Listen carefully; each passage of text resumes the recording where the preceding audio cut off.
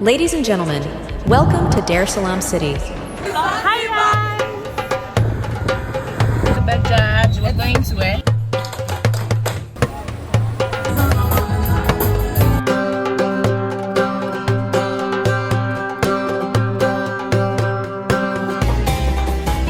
This video. So in this video, I'm going to be talking about my trip to Salaam in Tanzania. Before I do that, welcome to my YouTube channel. If you don't know me, I'm Titi Fadari, and I vlog about lifestyle and journalism basically.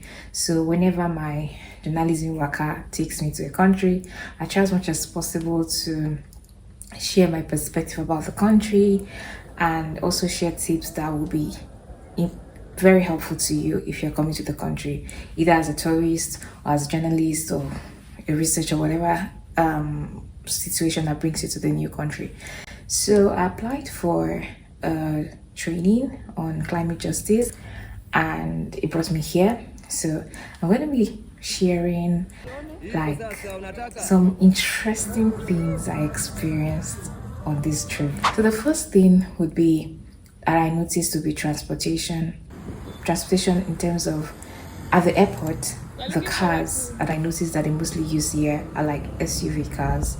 Another thing is that compared to Nigeria, they use the right wheel drive. I don't know if that's what they call it, but their steering wheel is on the right hand side of the car. So that's a bit different in Nigeria where it's on the left. Another interesting thing, I know in Nigeria we have the normal traffic. In Dar es Salaam, at least, it's crazy, particularly after work hours. If you know that you want to do something tangible and you come here, ensure that you go out like during work hours so that you can go and come back immediately, because once it's 4 and you're going to any fun place, it's just like you're in Lagos. You're going to be spending most of your time in traffic. We wanted to go to Bilami City Mall. We got there like 2 hours later as a result of the traffic. Thankfully, we could have stayed like 3 hours or more, but the bus driver that we took, just went through shortcuts. So the easiest means to get to a particular location during that busy hour would be Buddha, they call it. In Nigeria, they call it Okada bike. Driving situation here is really chaotic. Like you're driving and then someone just comes out from the junction and just enters in front of you without even honking or giving you any warning sign. Typical Abuja behavior.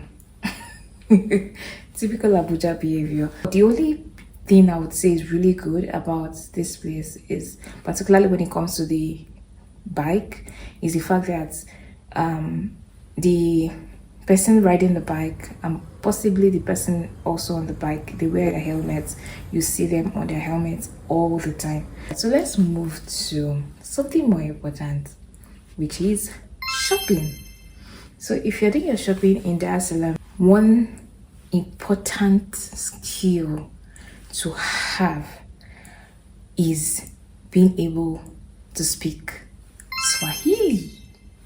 If you're unable to speak Swahili, just forget it.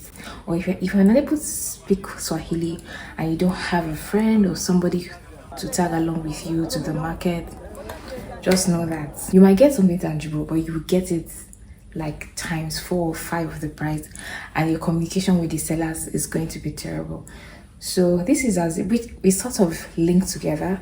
It's as a result of the language situation here. So it was really bad. The first time I had to go out. Thankfully, the person who followed me was also attending the program, and she's from Congo, so she speaks Swahili.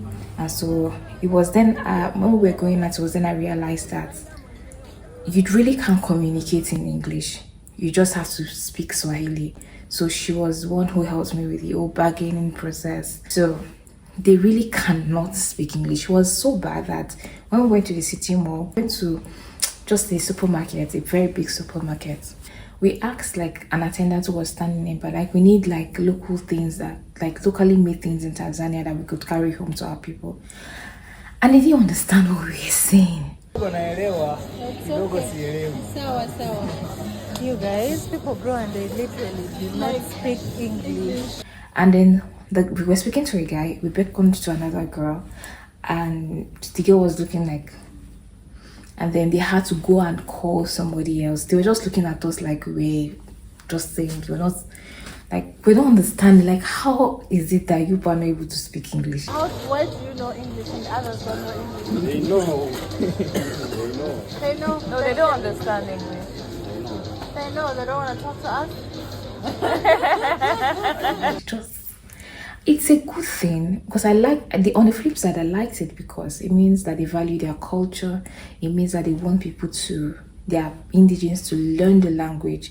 It's a pride thing, but I feel at the same time, especially when you have a lot of tourists coming around, I learned that this is because from their nursery to their primary level, their mode of teaching is in Swahili, and then from secondary school, I think, from secondary school, they then teach English. But at that time, most of them would have lost interest and would also want to continue their education in Swahili.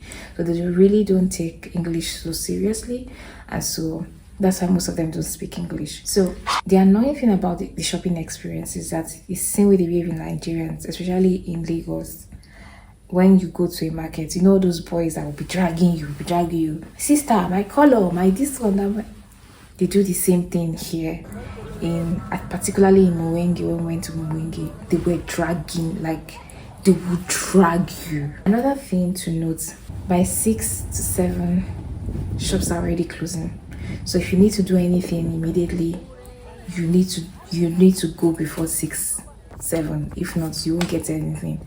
I don't want this video to be really long, so I'm going to cut this video here. I'm sure that you look out for my next video, where I'll be talking about the currency situation here, talking about the nightlife situation and recreational activities that you can do here in Salaam, Tanzania.